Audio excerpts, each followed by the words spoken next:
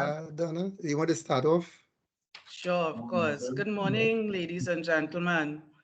Welcome to Trinidad and Tobago Transparency Institute's launch of the 2022 Corruption Perceptions Index, the CPI. It is a pleasure for me to be with you today. I am Donna Jackhill, Vice Chair of Trinidad and Tobago Transparency Institute.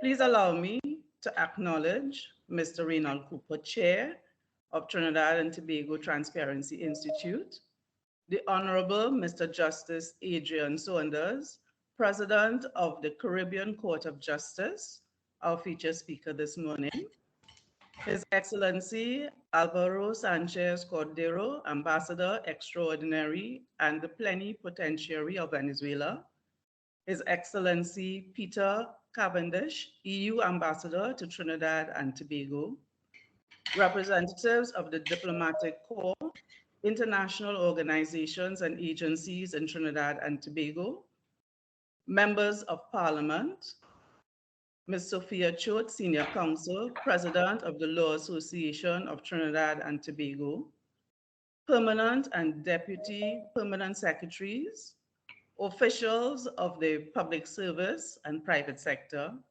representatives of civil society organizations, former chairs of Trinidad and Tobago Transparency Institute, His Excellency Derek Murray, Mr. Victor Hart, and Mr. Dion Abdul, members of the board of Trinidad and Tobago Transparency Institute, members of Trinidad and Tobago Transparency Institute, other specially invited guests, members of the media, ladies and gentlemen.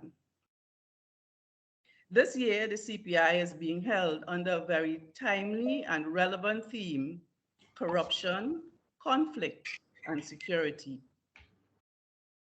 The CPI is launched each year by Transparency International, and it indicates the perceived level of corruption in the public sector.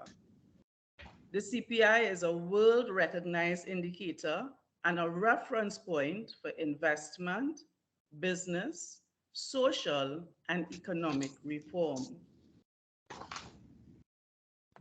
Moving directly to today's agenda, let me introduce the Honorable Mr. Justice Saunders, You have who to has speak. graciously agreed to deliver today's feature address.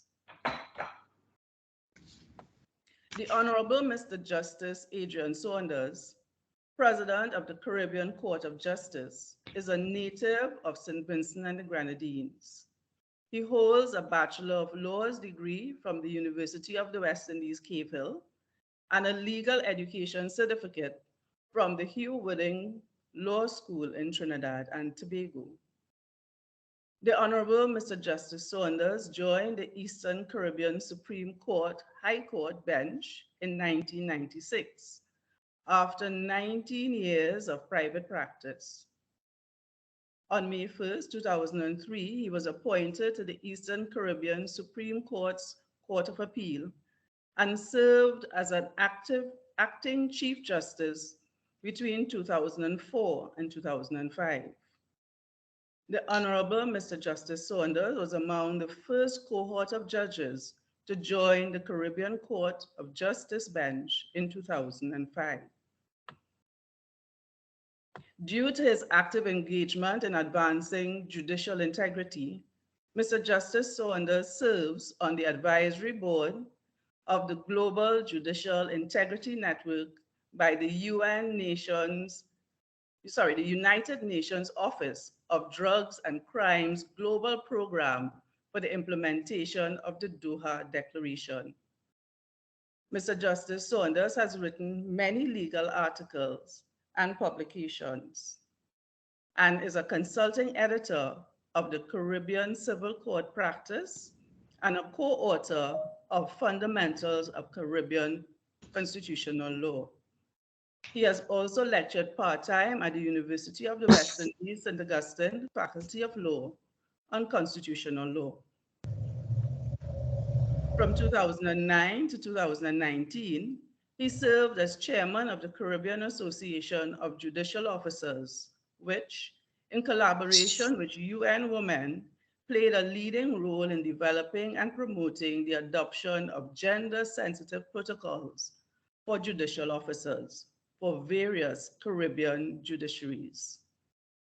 At its 29th intersessional meeting in Port-au-Prince, Haiti, in February 2018, the Caribbean Community Heads of Government agreed to the recommendation of the Regional and Judicial Legal Services Commission that the Honorable Mr. Justice Adrian Saunders be appointed President of the Caribbean Court of Justice. He assumed the office of President on July 4th, 2018. Welcome, Justice Saunders, and I now turn the mic over to you. Thank you so much. I really appreciate that very warm introduction. The protocols having previously been observed by you, please allow me to adopt them and merely to acknowledge your good self and Mr. Reynold Cooper, Chairman of the Trinidad and Tobago chapter of Transparency Institute, and indeed all the other members of the board of the TTTI. Distinguished ladies and gentlemen, good morning again. There's a story that is told of Ernest Hemingway, the great American writer who won the Nobel Prize for Literature in 1954. Hemingway was noted for his brevity, short sentences, short stories. It is said that one day some fellow writers challenged him to a wager. They bet him $10, not an inconsiderable sum at the time, that he could not produce a story in 6 words. Hemingway thought about it for a little time and then came up with this masterpiece. For sale, baby's shoes, never worn. Now, it takes a little time to wrap one's head around the profundity and poignancy of this sad tale. But once you do so, you can't but be satisfied that Hemingway had rightly earned the $10. Today, I propose to be brief, not quite 6 words, but enough to offer a few reflections on the topic you've asked me to speak on. As president of the Caribbean Court of Justice, CCJ, a regional institution, I was heartened to receive the invitation to attend and deliver these brief remarks at this event to mark the virtual launch of the 2022 Corruption Perceptions Index, CPI. This is because, in part, that across the region, there are several issues that are common to the various states of the Caribbean community when we examine corruption, conflict, and security. These issues, if left unresolved, will certainly stymie our progress in realizing our aspirational goals and objectives as individual states and also as a region. For all my years as a judicial officer, I've been a judge of a regional court. As you heard, I began my career as a judge at the Eastern Caribbean Supreme Court. And then in 2005, I was one of the first cohort of judges recruited to preside at the Caribbean Court of Justice. My instinct, therefore, is always to see issues such as corruption, conflict, security, the topic I've been asked to address, from a real perspective. Indeed, a collective, collaborative approach to treating with these matters has been identified as in battling corruption. A 2021 article published by the World Economic Forum rightly notes, for example, that, and I quote, when we speak of collective action, it must also mean multilateral and multi-stakeholder in nature, because no single country can achieve its anti-corruption goals by itself. Everyone bears the burden of corruption, even if it's not within their own borders. Every stakeholder, therefore, needs to be part of the solution. Yes, I saw. The pandemic. Fell in love with a note, man. And climate change. Corruption is a transnational and multi-sectoral problem. I think someone needs to mute their microphone. Corruption is a transnational and multi-sectoral problem that requires transnational and multi-sectoral solutions. Collective action will prove essential in the coming months and years as we shape a more equitable post-pandemic world and a more sustainable future, unquote. Each year, the release of the CPI statistics provides a snapshot of just where states are in the fight against corruption. The release also gives us a comparison with the previous year's index. Of course, I don't know what this 2022 statistics will that will be revealed later this morning will indicate. But I'm almost sure that throughout the region, there is still much, much more to be done to combat the scourge of corruption. In 2021, where the average global score was 43 out of 100, it was noted that the global average remains unchanged for the 10th year in a row. And that global average was the same as that for the region of the Americas, in which the member states of CARICOM fall.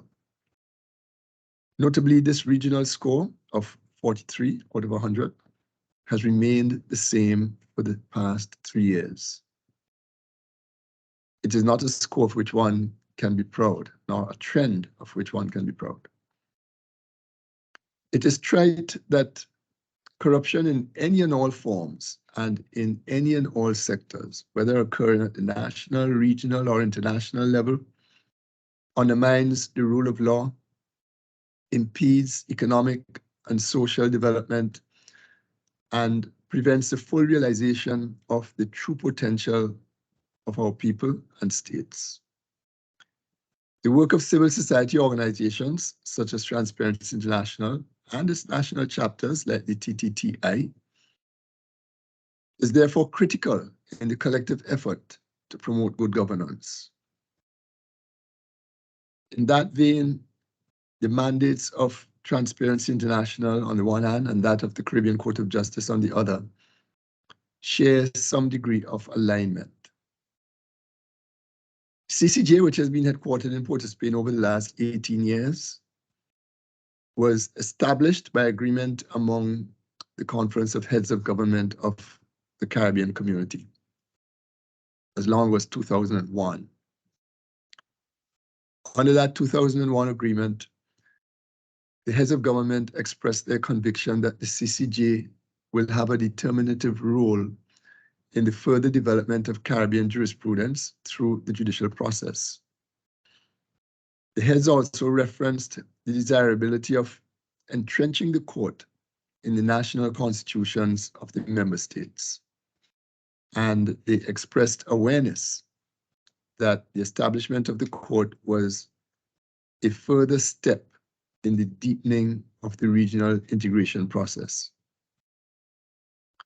All of these grand expectations for the court signaled, seems to me, a sincere belief that the CCJ would promote the rule of law, democracy, and good governance within both the national and regional spheres.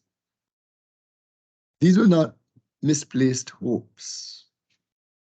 As the only apex or final appellate court cited within CARICOM, and as a court exclusively entrusted with interpreting and applying CARICOM's Regional Integration Treaty, the revised Treaty of Chaguaramas, the court is uniquely well placed to realize those expectations. This is because it is an indigenous court. Its judges, selected on a competitive, transparent, and non-political basis, they live in the region. Therefore, for the most part, of the region. They're well attuned to our history and our habits, our aspirations, and our culture. They are best able to appreciate and to close the gap when appropriate between law and society in a manner that only courts can. They can best render decisions that serve the ends of justice within our specific context in mind. And they have amply demonstrated this time and time again. Despite all of this, and notwithstanding the court's almost 2 decades of operation, the significance of the CCJ seems hardly to register in the consciousness of many citizens of several of our Caribbean states, in particular in Trinidad and Tobago and Jamaica.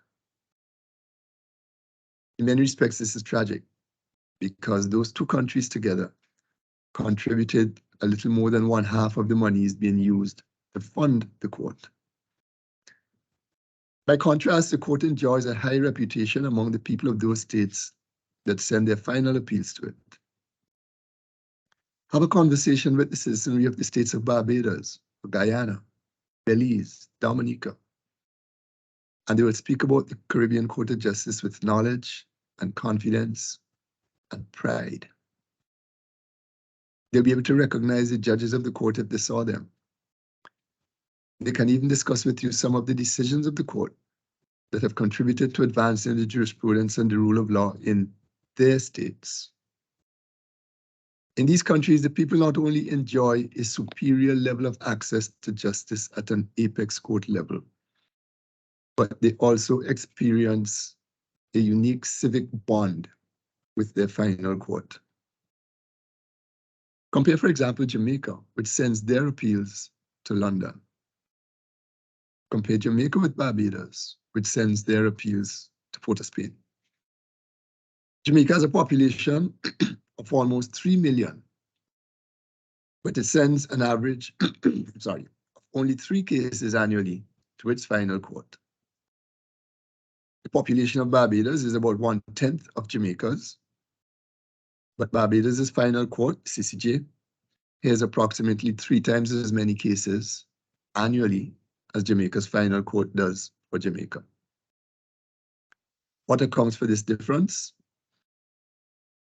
In large part, the problem lies in the huge expense and inconvenience in taking a case to London.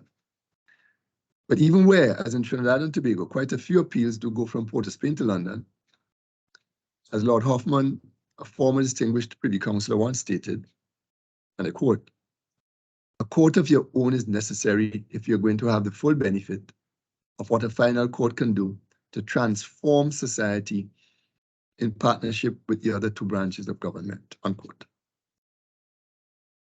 I go into this detail because I firmly hold the view that it is the duty of civil society organizations across CARICOM to take a look at the CCJ's institutional framework and performance over the years, to make an objective assessment of our systems and our work product, and to lend their own efforts to increasing the public's awareness of the need to champion the cause of the region's final court. Accession to the CCJ is not and ought never to be made a political football.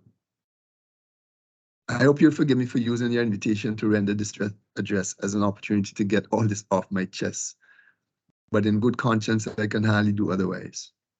Every regional institution that is invested in the promotion of a Caribbean jurisprudence and the rule of law and the fight against corruption has a responsibility to support those institutions that are best equipped to advance that in which they are invested. It's impossible to be a citizen of CARICOM and be oblivious of the huge challenges this region faces as it seeks to address corruption, conflict, and security. According to Transparency International, in 2021, Trinidad and Tobago's CPI scores 41, and this country ranked 82 out of a total of 180 countries. Only 3 CARICOM states ranked lower, namely Guyana, Suriname, and Haiti. In 2014, Trinidad and Tobago scored 38 and was ranked 85 of 175. As far as conflict and security are concerned, the picture across the region is not a good one. 1/2 of the top 12 countries with the worst homicide rates in the world are from CARICOM. Last year, if press reports of 600 murders in 2022 are accurate, Trinidad and Tobago would have had a homicide rate of close to 40 per 100,000.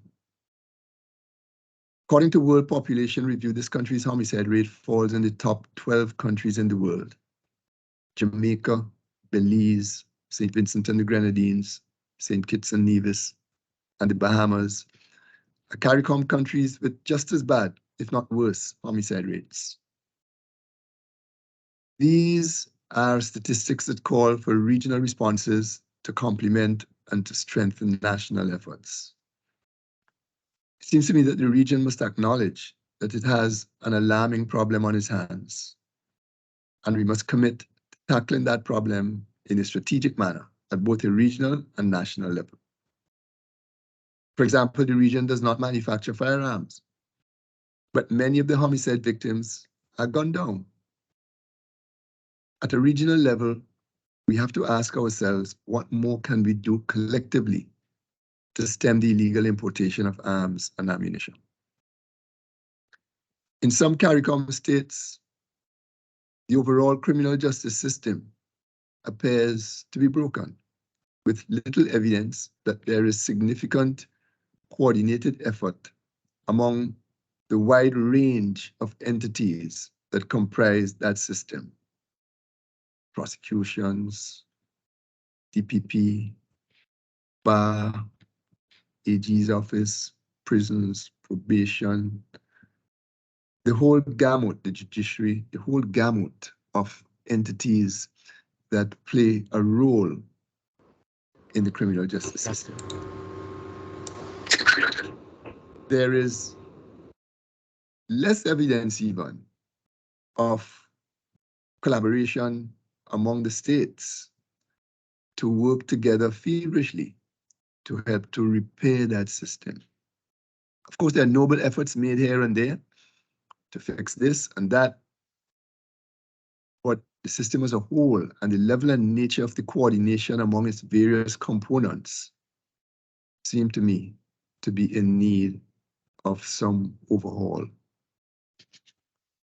The broken nature of criminal justice reflects itself in some states in, among other things, an inordinately high remand population at the prisons, low detection and conviction rates, the excessive time it takes to dispose of cases of the most grave nature, and the widespread perception that abounds in many quarters that hardly enough is done to prosecute and to punish egregious instances of apparent white-collar crime.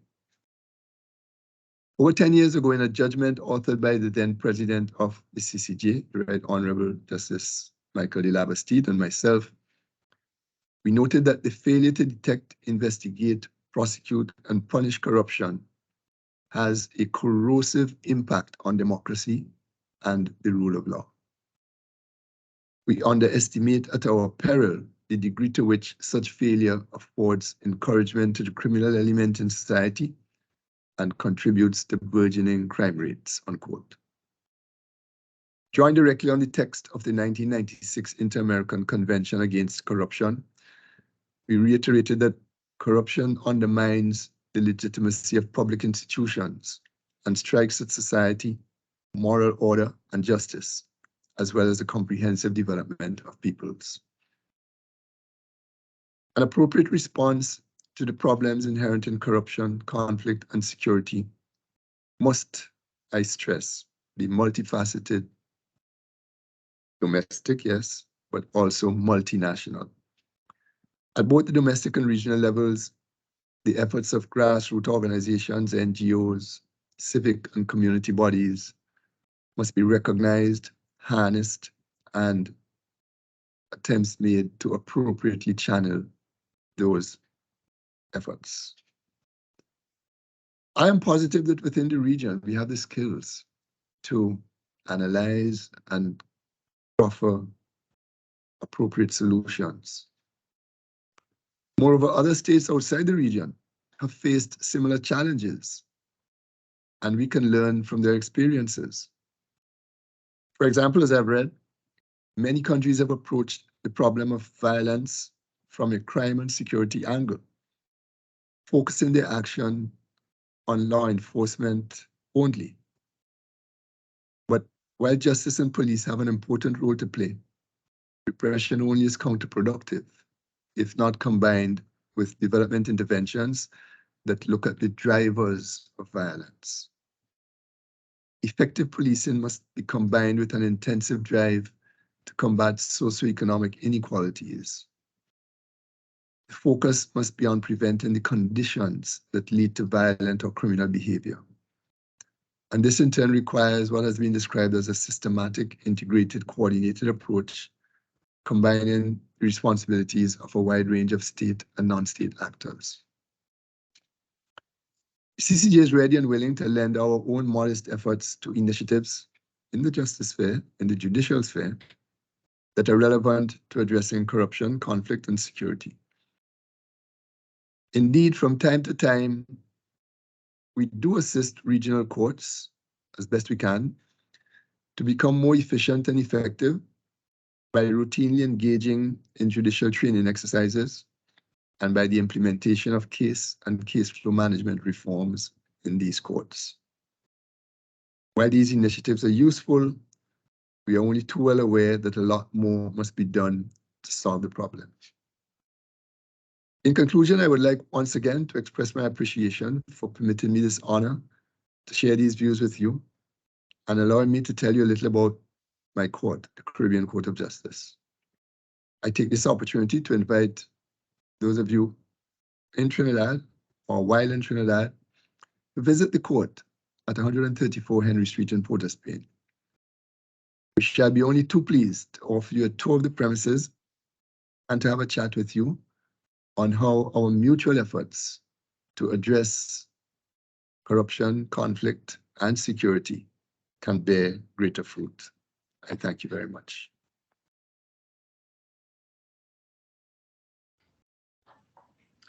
Thank you so much, Justice Saunders, for your very thought-provoking address, very sobering, very sobering account of our current state, our reality today in respect of corruption, conflict, and security. But that sobering picture is not without a ray of hope that we possess the skills that we require to analyze and to offer solutions and to take ourselves forward. And we join with you in your call for all stakeholders to come together. And if I may speak on behalf of TTTI, we will be taking you up on that offer to visit your premises and to see how we can use our collective resources to make a dent and inroad into making our region a better place to live. Thank you very much, Justice Saunders. Thank you. We now at this time will move to the CPI methodology and unveiling of the much anticipated CPI results, which will be presented by Trinidad and Tobago Transparency Institute's chair, Mr. Reynald Cooper. Mr. Cooper. Thank you very much. Let me sort of share the presentation. I think this is it here.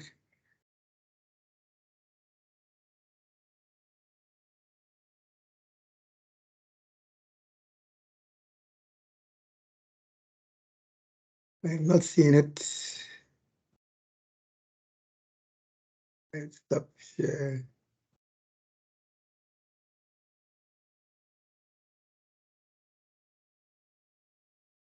Right.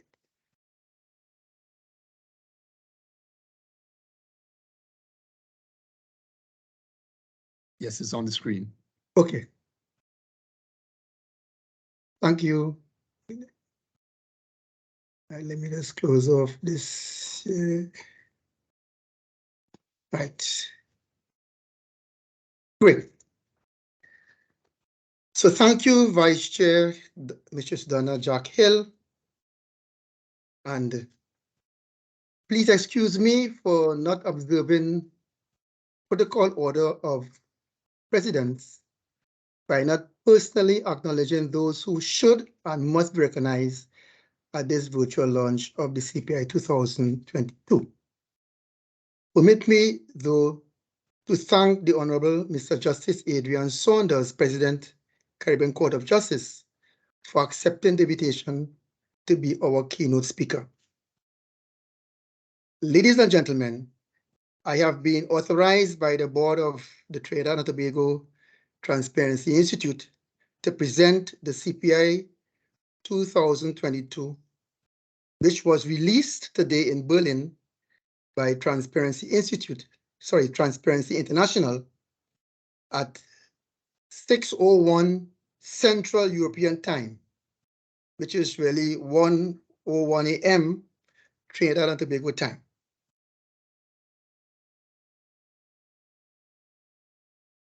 Trinidad and Tobago Transparency Institute is the national chapter of Transparency International, works for a world in which government, politics, business, civil society, and the daily lives of people are free of corruption.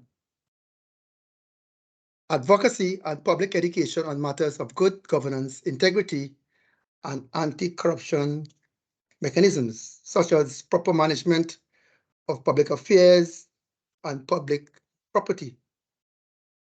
TTTI was established in 1998 as a national chapter of Transparency International. So in 2023, we will be celebrating our 25th anniversary. The activities of TTTI, we have the launch of the Corruption Perception Index each year to the national community, operating integrity clubs in secondary schools, hosting an annual anti-corruption conference, which is to be scheduled this year. The date will be announced.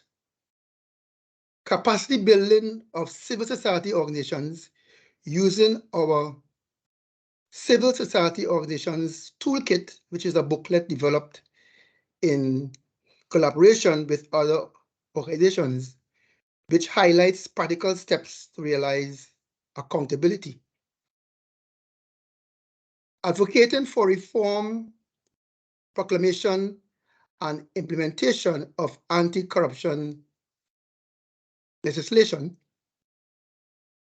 execution of educational and inspiring series of community outreach programs, operating our Advocacy and Legal Advice Center, ALAC, and also commemorating World Anti-Corruption Day, which is normally held on the 9th of December each year. These activities are supported by TTTI's corporate, individual, and youth members, for which the board of TTTI is extremely grateful. CPI methodology. Since its inception in 1995, the CPI has become the leading global indicator of public sector corruption. The index scores 180 countries and territories around the world based on perceptions of public sector corruption. The process for calculating the CPI is reviewed regularly to make sure it is as robust and coherent as possible. And the CPI gives an indication of how corrupt we are perceived to be as a nation. Perception may be different from reality. How is it completed? The CPI is calculated using data from 13 external sources, including the World Bank, World Economic Forum, private risk and consulting companies, think tanks, and others. The CPI uses a scale from 0 to 100. 0 is highly corrupt, and 100 is very clean from corruption. Types of public sector corruption captured in the CPI encompass bribery, diversion of public funds, effective prosecution of corruption cases, adequate legal frameworks, access to information, and legal protections for whistleblowers, journalists, and investigators. The CPI does not measure activities such as tax fraud, money laundering, financial secrecy, which is the use of complex financial mechanisms to hide assets for the purpose of evading tax and other laws, illicit flows of dirty money, or other forms of private sector corruption. These are the Trinidad and Tobago CPI 2022 data sources. Right? This presentation is available for all those who will require a copy of it, so you could check all those different sources at your own time. Corruption, conflict, and security, which was the theme for today's keynote address and launch of the CPI 2022. Corruption, conflict, and security are profoundly intertwined. Corruption can cause conflict, and it can create a vicious cycle that is extremely difficult to manage. Corruption undermines trust in government and the legitimacy of the state. It can empower criminal and terrorist groups who present themselves as the only viable alternative to corrupt governments. Corruption robs governments of funding, and as a consequence, they cannot fulfill their mandate to protect the public and the rule of law. When security and defense institutions are affected, they are deprived of the resources and the integrity they need to provide security. A global fight. The CPI reveals that despite concerted efforts and many hard-won gains, we cannot take progress against corruption for granted. The scale of the problem is enormous.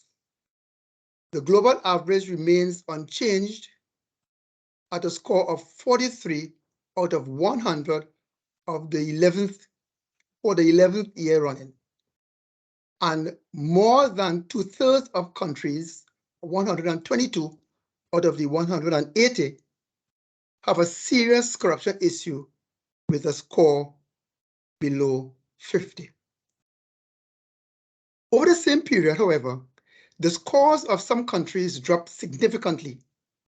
The list includes low and middle income countries such as Haiti, Honduras, Malaysia, Nicaragua, and Pakistan, as well as rich economies like Austria, Canada, Luxembourg, and the United Kingdom. 26 countries reached their lowest scores yet this year. They include some high-ranking countries like Singapore, Switzerland, the Netherlands, and the United Kingdom, as well as countries like Cuba and Qatar. This chart shows the top and bottom 10 performers. In the top 10, you'll have 11 countries because Luxembourg and Ireland score 77. And at the bottom 10, you have from Libya to Somalia. These are the regional averages. It's a little difficult to see. But the Americas, their average is 43. Western Europe and the European Union is the average 66. Sub-Saharan Africa, their average is 32. Middle East and North Africa, their average is 38. Eastern Europe and Central Asia, their average is 35. And the Asia Pacific, their average is 45. Americas region overview.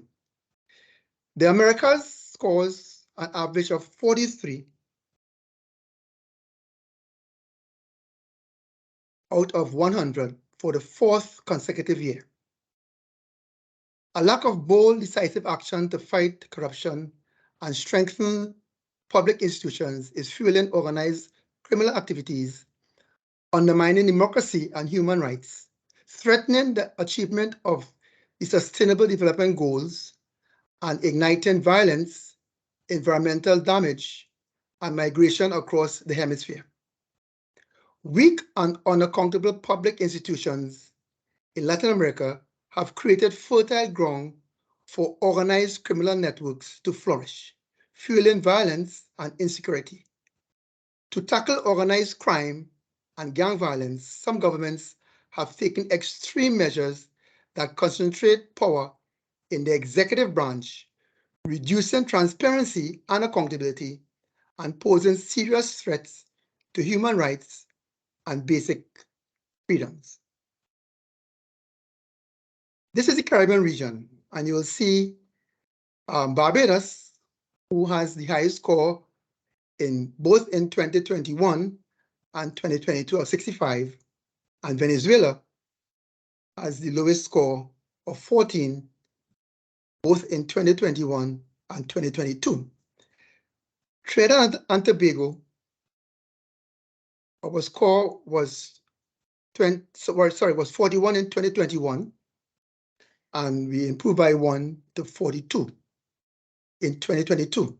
And incidentally, in 2020, our score was 40. So for the last 3 years, we have been improving.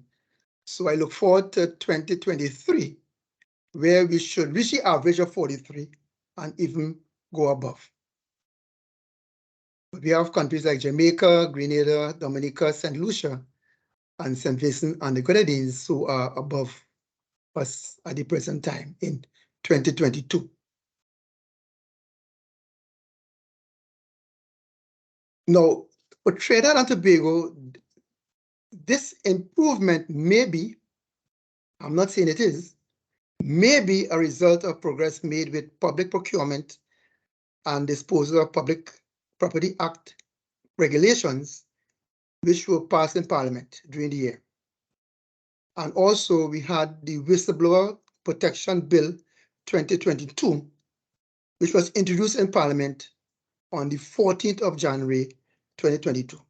So all these things affect our scores, and hopefully during the year 2023, we will have more achievements to increase our score beyond and above 42.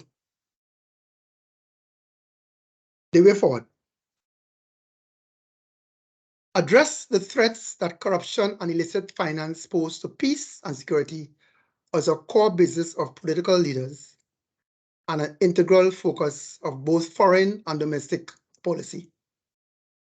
2, reinforce checks and balances and promote separation of powers to insulate against corrupt control and ensure that no branch of government can consolidate authority. Governments must sufficiently resource anti-corruption agencies and oversight institutions and pay special attention to risks within defense and security institutions. Number 3, share and uphold the right to information so the public knows where public spending is going and how resources are distributed, leaving this open to scrutiny from journalists and civil society. In cases of sensitive information, there must be rigorous and clear guidelines for withholding it, including in the defense sector. 4, limit private influence by regulating lobbying and promoting open access to decision-making so that policies are determined by fair and public processes. This means establishing public registers of lobbyists so that the public can scrutinize who is lobbying and identifying conflicts of interest.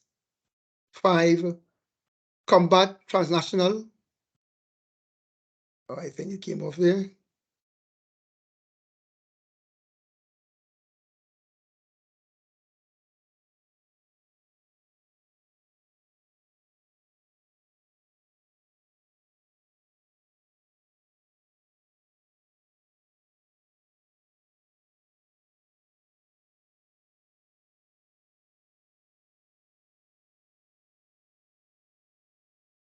Right, sorry about that. That's the technology that happens at times with your Wi-Fi and certain settings. So we reached number 5, combat transnational forms of corruption to stop kleptocrats as government officials who use their power to steal their country's resources and protect the common good. Top-scoring countries need to clamp down on corporate secrecy, foreign bribery, and complicit professional enablers. They must also take advantage of new ways of working together to make sure that illicit assets can be effectively traced, investigated, and confiscated and returned to the victims. And finally, I'd like to give a quote from Delia Ferreira Rubio, chair of Transparency International, who stated earlier on at the release this morning, in Berlin, corruption has made our world a more dangerous place. As governments have collectively failed to make progress against it, they fuel the current rise in violence and conflict and endanger people everywhere. The only way out, for example, Barbados, St. Kitts, St. Lucia, and so on. You know, up the island chain, we've been nurturing these contacts, and we do have a support system, informal and formal at times. For those who may not know, Transparency in the Caribbean forms part of the LAC region, the Latin American region. So there's a regional advisor, one coordinator for the region, who pulls us together as chapters to coordinate whatever projects we may undertake. And we do support each other in terms of projects and programs that we are undertaking. A good example is TTTI, our local chapter, played a major role in the startup of the chapter in Guyana. Derek will remember this very well. He had to take a couple trips to Guyana to Guyana to ensure we had things started up right. And we have done the same and tried to do the same with Barbados and Grenada and other places. So yes, that network exists. In terms of the advocacy, we do that. That is our main area of work, and in the public sector. I'm sure Chair will tell you later on as the questions unfold about the other work in the private sector and in civil society and so on, as he has mentioned earlier in his remarks. But in terms of the public sector, our advocacy focuses on the legislation in particular, which will make a dent, which will make a mark, which will raise our CPI scores. So, for example, Chair has mentioned the procurement legislation. We've spent many years in the vineyards, trying to raise the profile of this legislation to get it passed, the regulations passed, and so on. Whistleblower legislation, campaign finance legislation, and we have been advocating for some time for these particular pieces of legislation. We need them if we are to move off the mark where we are consistently and with some real impact on the corruption in our country and and so on. Thank you very much, Chair. Thank you, Chair and former Chair. And for those of you who don't know, Dian Abdul is also on the board of Transparency International. So he still represents us at that level. So I don't know if the questions were answered before you go on to the next person. Is there any follow-up on what we said? Chair, I just wanted to, if you'd allow me to add my voice, I want Yes. to take a page from Justice Saunders' address, where really we're talking about a collaborative approach. And while Trinidad and Tobago Transparency Institute passionately pursues its activities, to ensure that we shine a spotlight on corruption, we also want each member of society to take up the mandate as well as stakeholders. And if you feel that burning within your heart to become a member of the Institute, to lend your talent to the fight, we'll appreciate that as well. Okay, thank you. Right, I know I'm seeing Wayne Mohan's hand up, but was there someone who else had their hand up before? Okay, answer received. Thank you, Anthony. Okay. Okay, Wayne, you could also pose your question or comment. Yes, thank you very much, Chair. Let me also say, offer my own commendations to the TTTI for another year of presentation and continuing to keep us this very important issue on the focus on the national agenda. I wanted to comment that I was also struck by Justice Saunders's presentation, and some of what I wanted to say was captured by Vice Chair Hill's just comment, because what I got from Justice Saunders's presentation, and it's a theme which has occurred to us from time to time, is the integrated and the insidiousness of corruption, so that there is in fact a strong collaboration between public and private sector, especially as it feeds corruption and it feeds conflict and those matters. So Vice Chair talked a little bit about some of those initiatives being undertaken by the TTI, and I am aware of some of them which have been in train over the years.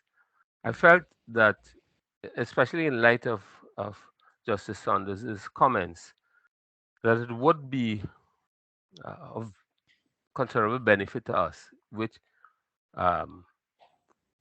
if along with the corruption perceptions index, but not necessarily at the same time, there could be some effort to bring the two together, public and private sector, to see how that could be brought, some light could be shone on how the two interact and perhaps pervert the development or national development and undermine, wholesome development, so that it will bring more attention to the scope, the nature of the work which has to be done, not just by organizations such as TTI or perhaps like-minded groups, but at all levels, so that it will bring, I hope, depth and breadth to the effort. Thank you very much. Yeah. Thank you very much, Wayne, for those comments. It's very enlightening. And I know. Okay, there's a comment on the chat from Amrita Unarine, and she said that I mentioned in the presentation that the passage of the procurement legislation in Parliament, the regulations may have been, and that's why I use the word may, because it's I don't know exactly what they will use to determine the indexes. She said maybe, and she wants me to elaborate on the way this the passing of the regulations may have on the CPI index. Now, I don't know exactly. We at TTI in Trinidad here, we don't actually compute the index. It is done by Transparency International, and they get data sources. So I cannot say exactly whether it plays any part in it, and that's why in my comment I use the word may, because it may or may not have played a part. But we have been improving over the years. From 2020 we were 40. In 2021 we were 41, and in 2022 we are 42. And one of the main things that I observed is that the regulations were passed, and also the whistleblower, which and also campaign financing was another part that hasn't yet gone to the parliament, but that has been in the background there. So I don't know if these things will affect the perception. And again, this CPI is a perception, not a reality. So it's difficult to know exactly what, because people will perceive certain things differently. I hope that answer your question, but I don't know if anybody else would like to make any comments. Any one of the past chairs of Transparency in Trinidad will comment on it, but that is my view on it. I don't know if anybody else would like to add or. Okay. Is there anyone else, or is anyone else want to make any comments? Yes, Dion. We just to add the movement on the CPI for us this year is I think 1 point, right? Yes, 1 point from 41 to 42. And that in some places might be considered statistically insignificant, right? What it does though, it puts us in a place where we can move forward positively. It means to say the platform has been lead for upward movement, for better performance in the CPI, but it's not something we should perhaps spend so much time on that we have done well with. We need to get that procurement legislation out the door. We need to get the campaign finance legislation into the parliament and out the door. We need to get the whistleblowing legislation back into parliament and out the door for us to make any significant impact on the corruption. Okay. Thank you. Yeah. Beautiful. Any other comments or questions? If not, can I thank you all for your comments, your questions, and for taking part. And I will now hand you over to Vice Chair Donna Jack Hill to give for closing remarks. Thank you very much. Well, ladies and gentlemen, let me first thank the Honorable Mr. Justice Saunders for agreeing to be our featured speaker today and for bringing such relevant words to us today. You, our distinguished ladies and gentlemen from both the public and private sectors, the members of the media, and all of you who took time from your busy schedules to attend this morning's proceedings. We thank you for your spirited involvement and questions to the panel today and to our chair, putting them on the spot. Yes. And we wish you a continued productive day, and we urge you to stay safe out there. Thank you very much. Thank you very much, Donna. Nobody thanks the person who gives the vote of thanks. No, but My pleasure. thank you Chair. very much. Yes, good. Well, thank you, ladies and gentlemen. We have now come to the end of the release of the CPI for 2022. I hope you all learned from it. I did, from the experience, and thank you all for joining us and being part of it. And I hope you continue to support TTTI in the months and years ahead. Thank you very much and have a very wonderful day. Thank Thank you. you. Bye-bye, everyone. Thank you very much. Goodbye, everyone. Thank you very much. Sure, everyone. Thank you very Thank you much. very Thank you. much. Well done, team. Have a great Thank day. you very much. Thank you very Very much. good, Dion. Thanks. Good luck to the Institute. Thank you. Thank Thank you you very all. much, Excellency.